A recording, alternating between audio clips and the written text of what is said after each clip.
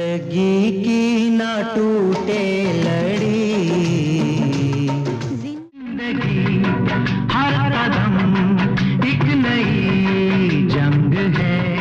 महान गायक का इकलौता और लाडला बेटा और हिंदी सिनेमा का एक शानदार सिंगर। हंसते हंसते कट जाए रस्ते, जिंदगी यूं ही। करीब 2 दशक तक इस सिंगर ने अनगिनत फिल्मों में तमाम हिट गाने गाए। जैसी करनी वैसी भरनी, जैसी करनी। पिता की तरह बेहद सौम्य स्वभाव और सादगी पसंद इस सिंगर की गायकी में सुरों का हर रंग और हर अंदाज दिखता है। मेरे ख्याल से तुम बड़ी खूबसूरत। कभी इन्होंने इश्क में बेचैन दिलों की धड़कन बढ़ाने वाले गीतों को आवाज दी, तो कभी पिता की तरह दर्द भरे नगमों से टूटे दिलों को सहारा दिया। वफा ना रासाई, तुझे भर जा। यकीनन अब आप समझ गए होंगे कि आज हम बात कर रहे हैं महानतम गायक और दर्द भरे नगमों के बेताज बादशाह मुकेश के बेटे नितिन मुकेश की। सो गया ये जहां, सो गया आसमां। लंदन स्कूल ऑफ इकोनॉमिक्स की पढ़ाई छोड़ नितिन कैसे बन गए? सिंगर और लता मंगेशकर समेत तमाम गॉडफादर होने के बावजूद क्यों नहीं चला नितिन मुकेश का करियर? जानेंगे इस पेशकश में आगे विस्तार से। पीछे दुख है, पीछे दुख तो आगे सुख है, आगे सुख तो पीछे दुख। साथ ही बताऊंगी कि क्यों नितिन मुकेश ने कहा कि पापा की आवाज ने मुझे जिंदा रखा, और जानेंगे वो दर्दनाक वाकया जब होटल के एक कमरे में नितिन के सामने ही उनके पिता मुकेश ने तड़पते हुए अपनी जान गंवा दी और वो चाहते हुए भी कुछ नहीं कर सके। जिंदगी का नाम दोस्ती, दोस्ती। इसके अलावा बताऊंगी वो किस्सा जब अपने बेटे नितिन के सामने सिगरेट का डिब्बा रखकर मुकेश बोले कि इसे मेरे सामने पियो। एक बेहतरीन सिंगर होते हुए भी कैसे डूबा नितिन मुकेश का करियर? क्या वाकई पिता से तुलना होने के चलते उनका करियर खत्म हो गया, या फिर काम मांगने के लिए डायरेक्टर्स प्रोड्यूसर्स के पास ना जाने के चलते उनकी गायकी का सफर खत्म हो गया? ये सारी बातें होंगी आगे विस्तार से, लेकिन सबसे पहले जान लेते हैं नितिन मुकेश के बचपन और शुरुआती दिनों की कहानी।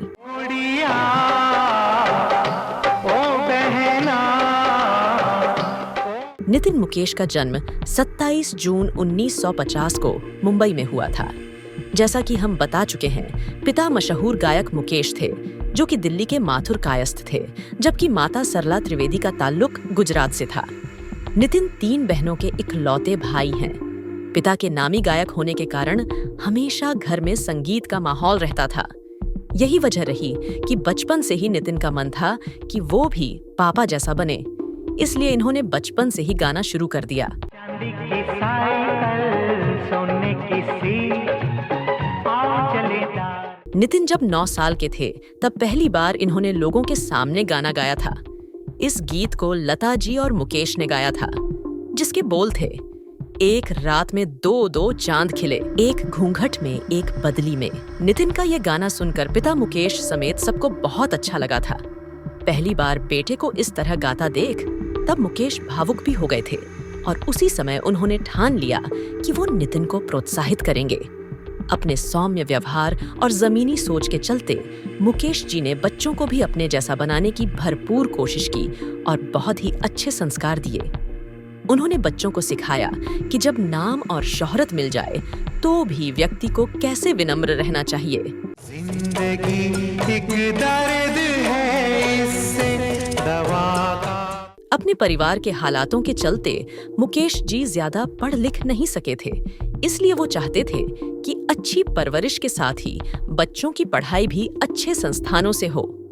यही वजह रही कि नितिन को पढ़ाई के लिए इन्होंने प्रतिष्ठित लंदन स्कूल ऑफ इकोनॉमिक्स भेजा, लेकिन नितिन का यहाँ मन नहीं लगा और कुछ महीने बाद इन्होंने अपने माता पिता से गुजारिश की कि उन्हें वापस इंडिया बुला लिया जाए, क्योंकि पढ़ाई से ज्यादा उनकी संगीत में दिलचस्पी है। दिल से क्या कहा, सुंदरा सुंदरा दे रहा है क्या। खैर, बेटे की मर्जी के मुताबिक मुकेश जी ने नितिन को वापस बुला लिया और अपनी मर्जी के मुताबिक करियर बनाने की छूट दे दी। भारत वापस आकर नितिन अपने करियर को आगे बढ़ाने का प्रयास करने लगे। इसी कड़ी में सबसे पहले ऋषिकेश मुखर्जी की फिल्म नमक हराम में उन्होंने बतौर असिस्टेंट डायरेक्टर काम भी किया, जहां इन्होंने फिल्म निर्माण की बारीकियों को करीब से देखा और समझा। लेकिन नितिन की इच्छा तो सिंगर बनने की थी। इधर मुकेश के करीबी दोस्त और दिग्गज फिल्मकार राज कपूर को जब पता चला कि नितिन इंडिया आ गए हैं और फिल्मों में प्लेबैक सिंगर के तौर पर करियर बनाना चाहते हैं, तब उन्होंने मुकेश जी से कहा कि जैसे आप फिल्मों में मेरी आवाज हैं, वैसे ही नितिन मेरे बेटे ऋषि की आवाज बने। कुछ इस तरह नितिन को उनके करियर का पहला गाना फिल्म मेरा नाम जोकर में गुनगुनाने को मिला। इस फिल्म में उन्होंने पहली बार ऋषि कपूर के लिए महज चंद लाइनें गाई थीं।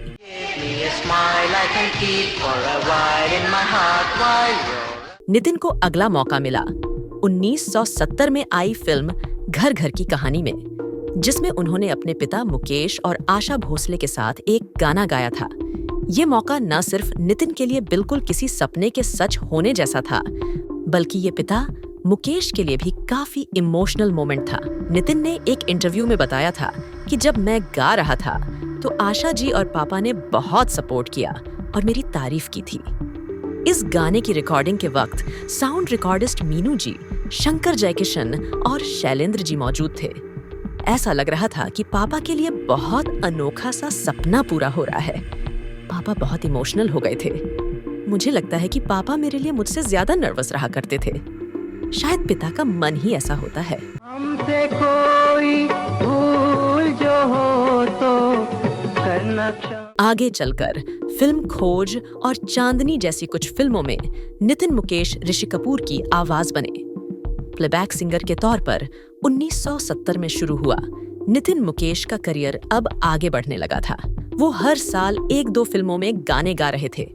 इसके अलावा वो अपने पिता मुकेश और लता जी के अलावा कई संगीतकारों के साथ ऑर्केस्ट्रा में परफॉर्म कर रहे थे। तुझे भूलना तो चाहा, लेकिन भूला। नितिन मुकेश के करियर की कहानी को आगे ले जाने से पहले अब मैं आपको एक रोचक किस्सा सुनाती हूँ, जो महान गायक मुकेश को एक महान पिता भी बनाती है। दरअसल यंग एज में नितिन को सिगरेट की लत लग गई थी। वो अपने पिता से छुपकर सिगरेट पिया करते थे। एक बार मुकेश जी ने नितिन को सिगरेट पीते देख लिया।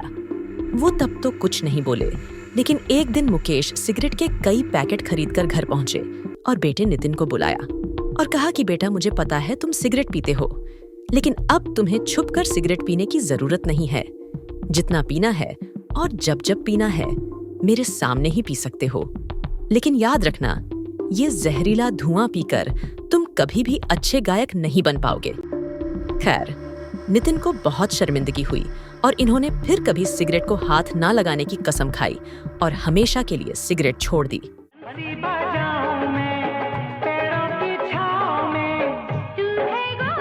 साल 1976 के अगस्त महीने में नितिन अपने पिता मुकेश और लता जी के साथ वर्ल्ड टूर पर थे।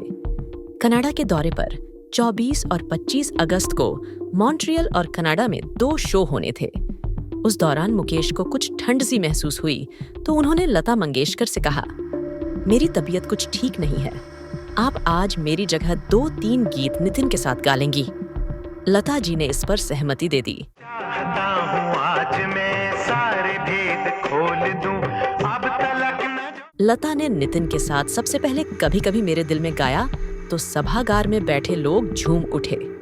मुकेश ये देख बहुत खुश भी हुए और इमोशनल भी। जब नितिन ने लता जी के साथ एक और गीत सावन का महीना गाया तो खुशी से गदगद मुकेश ने हारमोनियम वाले से हारमोनियम लेकर खुद बजाना शुरू कर दिया। शो के बाद मुकेश लता से बोले कि मुझे तो मेरे बुढ़ापे की पेंशन मिल गई। आज मुझे भरोसा हो गया नितिन भी मेरा नाम आगे बढ़ाएगा। सिर्फ इतना ही नहीं, होटल पहुंचकर मुकेश जी ने अपनी पत्नी सरल बेन को फोन किया और कहा कि आज तुम्हारे बेटे ने कमाल कर दिया।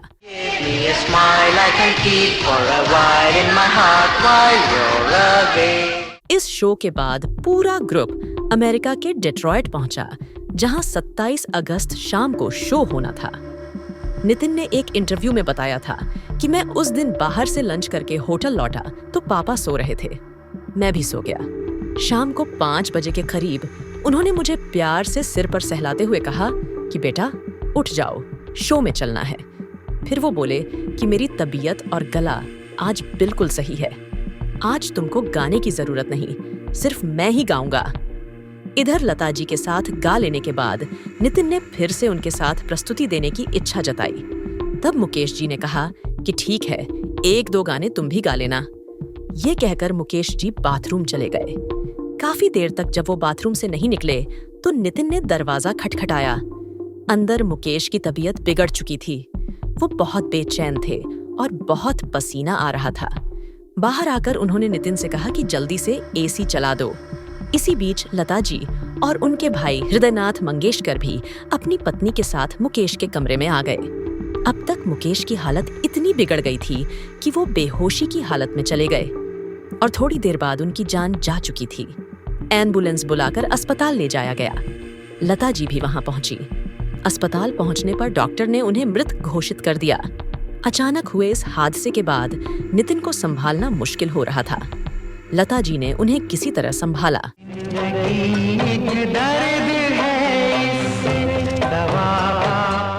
27 अगस्त 1976 को मुकेश की मौत के बाद एक बहुत ही इमोशनल घटना हुई। दरअसल इसके 2 महीने बाद ही मुकेश का लता दीदी के साथ एक इंटरनेशनल शो था। पहले तो लता मंगेशकर ने दोनों शो कैंसिल करने का मन बना लिया था, लेकिन शो मस्ट गो ऑन का फलसफा याद करते हुए लता जी नितिन मुकेश को अपने साथ ले गईं। उस शो में लता जी ने भावुक होकर कहा था कि इस कॉन्सर्ट को करने के लिए मुकेश भैया अब नहीं रहे, मैं उनके बेटे नितिन मुकेश को लेकर आई हूँ। इसके बाद उन्होंने नितिन को दर्शकों के सामने खड़ा कर दिया। ये सुनकर न सिर्फ दर्शक बल्कि खुद नितिन भी बहुत इमोशनल हो गए। इसके बाद उन्होंने लता जी के साथ गाने गाए।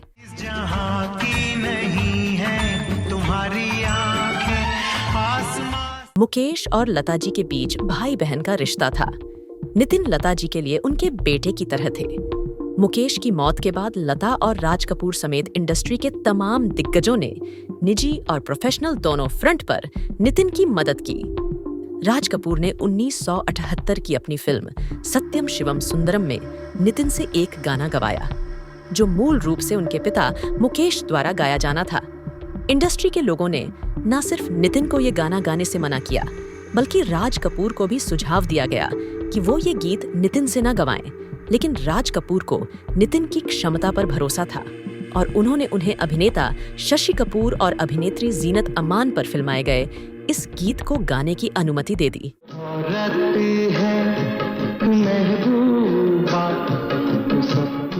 1979 में आई फिल्म नूरी का गाना आजा रे ओ मेरे दिलबर आजा आज भी संगीत प्रेमियों को बहुत पसंद आता है।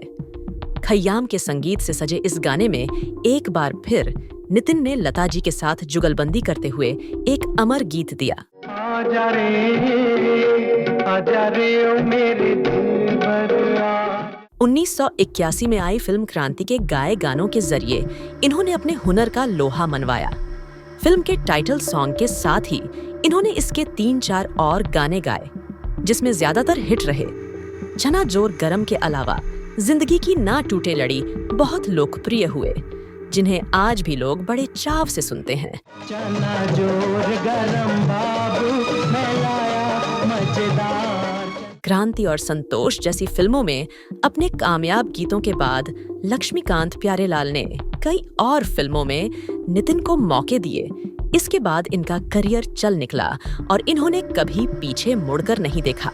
1986 में आई फिल्म खुद गर्ज का एक गाना जिंदगी का नाम दोस्ती बहुत मशहूर हुआ। उन्होंने निर्णय ले लिया कि ये गाना वो नितिन से ही रिकॉर्ड कराएंगे। नितिन राजेश रोशन की उम्मीदों पर खरे उतरे और ये गाना बहुत पॉपुलर हुआ। इसके बाद तो रोशन जी ने इन्हें अपनी बहुत सी फिल्मों में गवाया। 1988 में तेजाब, 1989 में राम लखन और चांदनी और 1990 में हमसे ना टकराना जैसी फिल्मों में नितिन मुकेश ने कई हिट गाने गाए। नितिन मुकेश ने 90 के दौर में भी कुछ सीमित फिल्मों में अपनी आवाज दी, जिसमें आईना, किंग अंकल, बलमा, बेवफा, सनम जैसी फिल्मों के नाम लिए जा सकते हैं। लता मंगेशकर जिंदगी का नाम दोस्ती दोस्ती। लगातार सहयोग से बतौर सिंगर नितिन पहचान बनाने में कामयाब रहे। खुद नितिन ने इस बात को कई बार कहा है कि अगर लता दीदी का सहयोग नहीं मिला होता तो शायद वो इतने बड़े सिंगर कभी नहीं बन पाते। इसके अलावा नितिन मुकेश ने लता मंगेशकर के साथ दुनिया के तमाम देशों में अनगिनत शो किए। लता मंगेशकर और राज कपूर जैसे तमाम झन की सुनो झनकार, ये दुनिया है काला बाजार, ये पैसा बोल के सहयोग और खुद बेहतरीन सिंगर होने के बावजूद नितिन को उम्मीदों के मुताबिक कामयाबी क्यों नहीं मिली? ये भी एक बड़ा सवाल है। इसकी क्या वजह रही? इसके जवाब में कई कारण बताए जाते हैं। एक तो 80 के दशक में किशोर कुमार, सुरेश वाडकर, मनहर उद्दास, मोहम्मद अजीज और शब्बीर कुमार जैसे गायकों का बोलबाला और भारी डिमांड थी। नितिन को कम शोहरत और कम मौके मिलने के पीछे दूसरी बड़ी वजह ये बताई जाती है कि उस दौर में फिल्मों के निर्माता और निर्देशक नितिन से उनके पिता जैसी आवाज और परफॉर्मेंस चाहते थे, यानी उनकी मुकेश के साथ तुलना की जाती थी, जो कि बेमानी थी क्योंकि मुकेश तो एक ही थे। उनके जैसा ना शायद कोई हुआ ना होगा। इसका भी खामियाजा नितिन को भुगतना पड़ा और उन्हें कम मौके मिलने लगे। इसके अलावा एक और बात कही जाती है, वो ये कि ज्यादा फिल्मों में मौके पाने के लिए नितिन मुकेश ने कभी भी संगीतकारों, निर्माताओं और निर्देशकों की ना तो चापलूसी की और ना ही उनके चक्कर काटे और ना ही खुद काम मांगा। पीटीआई को दिए एक इंटरव्यू में नितिन ने एक बार कहा था कि लता जी के अलावा फिल्मकार राज कपूर उनके लिए भगवान की तरह थे, जिन्होंने न सिर्फ उन्हें बेटे की तरह प्यार दिया बल्कि अपनी फिल्मों में भी भरपूर मौके दिए। नितिन मुकेश को भले ही कम मौके मिले और उन्होंने कम गाने गाए, लेकिन उनके गाए तमाम गाने अमर हैं। नितिन मुकेश को जितना मिला वो उससे हमेशा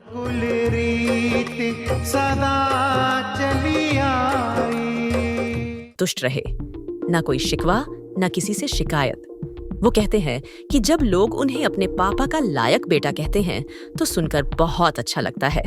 इसके अलावा लोग कहते हैं कि नितिन ने अपने पिता मुकेश की यादों का जिंदा रखा है, लेकिन खुद नितिन का मानना है कि उनके पापा की आवाज ने उन्हें जिंदा रखा है। नितिन मुकेश अब बहुत कम गाने गाते हैं, हालांकि अब वो बतौर प्रोड्यूसर बॉलीवुड में जरूर एक्टिव हैं। वो ज्यादातर समय अपनी फैमिली के साथ गुजारते हैं। बेटे नील नितिन के साथ भी उनकी बॉन्डिंग बहुत अच्छी है। इसके अलावा लोग कहते हैं कि नितिन ने अपने पिता मुकेश की यादों को जिंदा रखा है, करते रहते हैं। तो ये थी सिंगर नितिन मुकेश की जिंदगी की कहानी। आगे फिर हाजिर रहूंगी किसी और फिल्मी शख्सियत की कहानी के साथ। कार्यक्रम पसंद आया हो तो चैनल को सब्सक्राइब करिएगा। आपसे फिर होगी मुलाकात। नमस्कार। बेटे नील नितिन के साथ भी उनकी बॉन्डिंग बहुत अच्छी है। अक्सर नितिन मुकेश अपने इंस्टाग्राम पर पापा नितिन के साथ अपनी फोटो शेयर करते रहते हैं।